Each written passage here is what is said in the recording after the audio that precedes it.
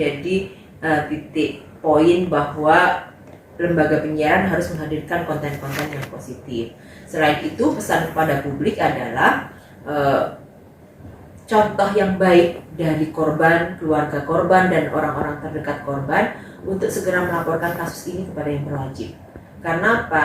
Karena ini penyerangan terhadap martabat manusia. Kalau tidak dilaporkan kepada yang berwajib, ini akan dianggap sebagai satu kejahatan yang biasa-biasa saja. Lumrah, ya udah di-keep di keluarga saja, tidak perlu orang tahu. Kalau terus-terusan di-keep di keluarga tanpa ada kemudian upaya-upaya mengedukasi kepada publik, ya nanti akan berulang lagi kekerasan-kekerasan yang berikutnya yang akan terjadi begitu. Sehingga kami, TV, radio berkomitmen untuk menjaga ruang siar ini bersih dan tidak ada kesempatan bagi para pelaku KDRT. Kekhawatiran yang paling besar Bu dari KPI jika nantinya pelaku KDRT seperti itu tetap diberi kesempatan, tetap diberi ruang seperti itu, apalagi ketika yang melakukan itu orang yang punya pengaruh besar gitu, punya basis penggemar yang luar biasa besar gitu. Ya, TV ini kan selalu di persepsi publik memberikan contoh kepada perilaku publik begitu ya.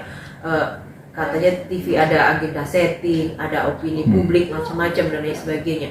Nah, ketika bicara hal tersebut, maka yang kemudian menjadi titik tekannya adalah jangan sampai publik ini meniru bahwa pelaku kekerasan dalam rumah tangga ini ujung-ujungnya gampang banget nih dielu-elukan, diglorifikasi, tapi dia melakukan kekerasan dalam rumah tangga di rumah tangganya.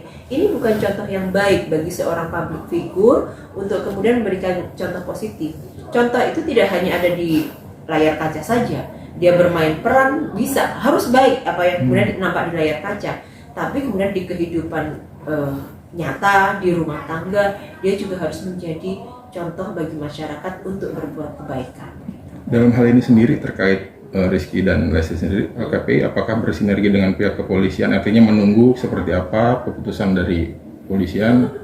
Ya, tentu Komisi Penyiaran Indonesia menghormati penuh proses yang berjalan di kepolisian. Kita menghormati seluruh mekanisme dan prosedur akan berjalan sebagaimana mestinya. KPI tentu tugasnya adalah mengawasi penyiaran yang ada di Indonesia. Apa yang kemudian tampil di layar kaca itu menjadi objek penyiaran kita. Kalau kemudian tidak memberikan edukasi dan informasi yang layak bagi publik, maka kemudian bagi kami diberikan kewenangan untuk memberikan sanksi kepada lembaga penyiaran. Bu, kemarin itu yang dari Instagram KPI yang awal itu kan luar biasa viral juga, ketika itu akhirnya dia lagi pas banget viral KDRT, Bu Nuning muncul dengan pernyataan itu, dan kemudian nanti apakah nanti ada imbauan resmi dalam arti tertulis kepada TV? Begini, kalau saya bicara persoalan resmi atau tidak resmi, secara eksplisit memang tidak ditulis di pasal-pasal P3 SPS itu berkaitan dengan KPI melarang, memboikot dan lain sebagainya, tidak ada. Tapi yang jauh lebih substansi adalah di Undang-Undang Penyiaran yang tadi saya sampaikan. Fungsi penyiaran itu adalah mengedukasi, menginformasi, kontrol sosial dan lain sebagainya. Ini salah satunya adalah kontrol sosial.